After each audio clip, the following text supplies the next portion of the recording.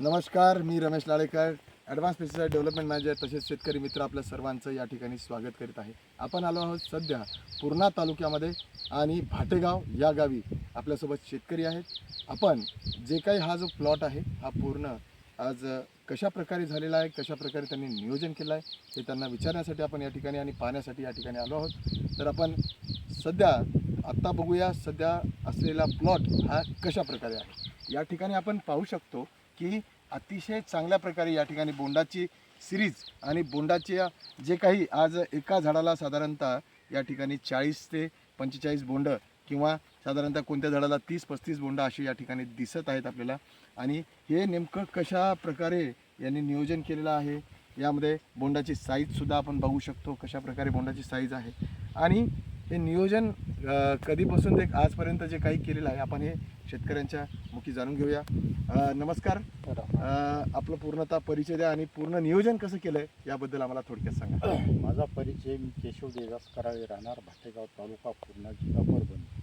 माझा mobile number 9834136181.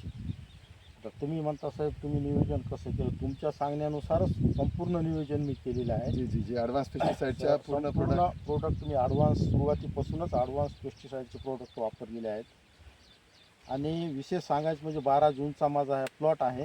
आणि तुम्ही जे सांगितलं होतं बा गळफांदी कट करा तुम्ही, या ठिकाणी आपण गळफांदी कमी केल्यामुळं अतिशय सुंदर या ठिकाणी बघू शकतो की ज्या ठिकाणी गळफांदी कमी केल्यामुळं आज जे काही उपफांद्या आहेत या उपफांद्याला लागलेले बोंड जे आहेत ते टिकून आहेत आणि अतिशय सुंदर यांना जे काही खेळणारं वारा जे आहे ते अतिशय चांगलं असल्यामुळं होणारी पातेगळ जे आहे ते खूप कमी आहे.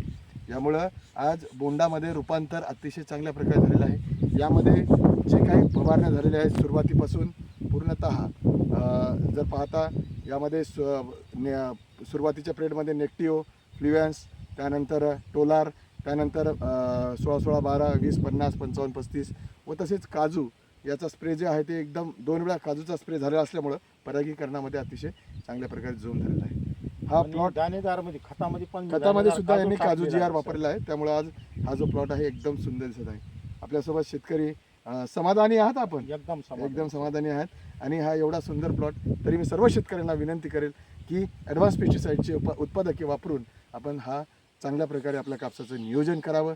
आजच्या पिरियडमध्ये जो थ्रिप्स आहे या थ्रिप्ससाठी फ्ल्युएन्स, त्यानंतर काजू व तसेच 55-35 याचा वापर करून, फर्टिस्टार 55-35 याचा वापर करून आपण चांगल्या प्रकारे आपल्या कपाशीचं नियोजन करू शकतो.